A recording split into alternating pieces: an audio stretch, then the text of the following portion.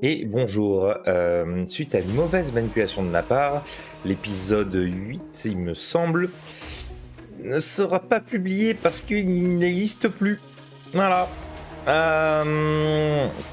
Donc je vais vous faire un petit résumé rapide, il n'y a pas de souci pour ça. Donc suite du combat contre Goon, le combat du coup continue sur le toit du Tate, l'un des toits du Tate en tout cas. Dave et Denia arrivent à pirater la bande ainsi que le corps de Goon, l'affectant au passage. Blanche, en parallèle, arrive à extraire Pendulum grâce à l'hippo de la milice. Sur le toit, Arthur essaie de se jeter sur Goon pour l'emmener avec lui dans sa chute, vu qu'on est au 6e étage. Cependant, elle arrête la chute en libérant les nanomachines de sa main, créant une sorte de cocon qui s'agrippe à la paroi, ce qui empêche du coup les deux de chuter.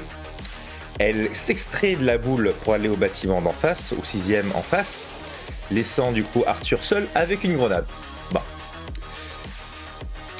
Tout en parallèle, les machinistes qui sont toujours dans le bâtiment en face avoinent du coup la coterie avec leurs flingues. La coterie, pas bête, vont du coup dans le bâtiment en face pour être protégés du coup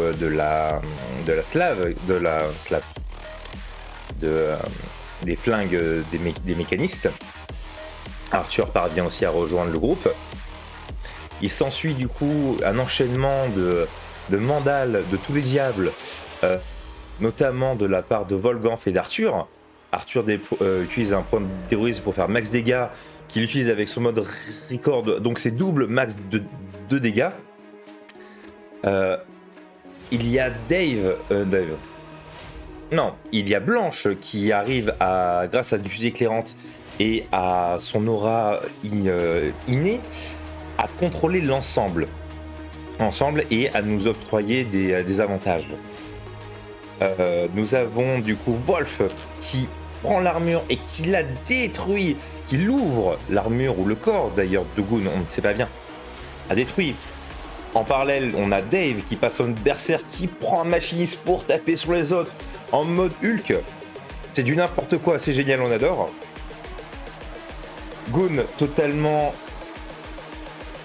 on va dire, hors de combat, fait un dernier move, elle enclenche son cœur rouge qui sert de générateur. Le cœur commence à palpiter de plus en plus vite. On comprend la situation, le cœur va exploser dans le musée et blessant tous les civils qui sont autour, qui sont épionnés, qui ne comprennent pas ce qui se passe.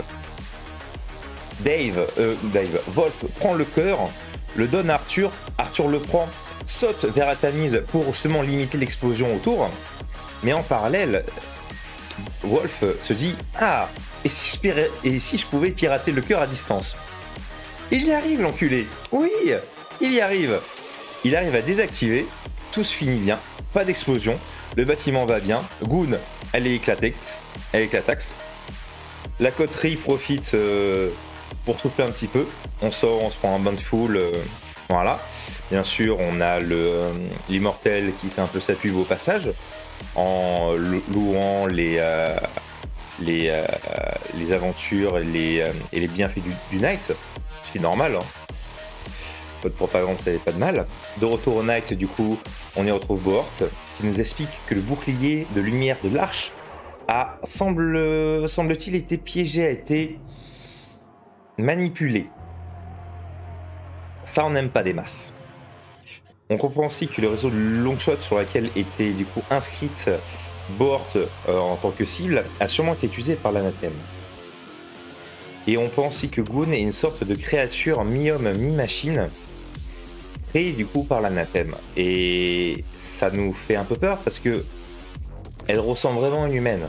Donc potentiellement, des créatures de la même trempe que Goon sont parmi les civils. On apprend aussi que la tâche de l'anathème a été gommée par la coterie du Kraken par un certain Cyr. Et sans plus. Voilà. Donc, c'est là, du coup, que s'arrête le résumé. Et on enchaîne après sur la prochaine mission. Bisous!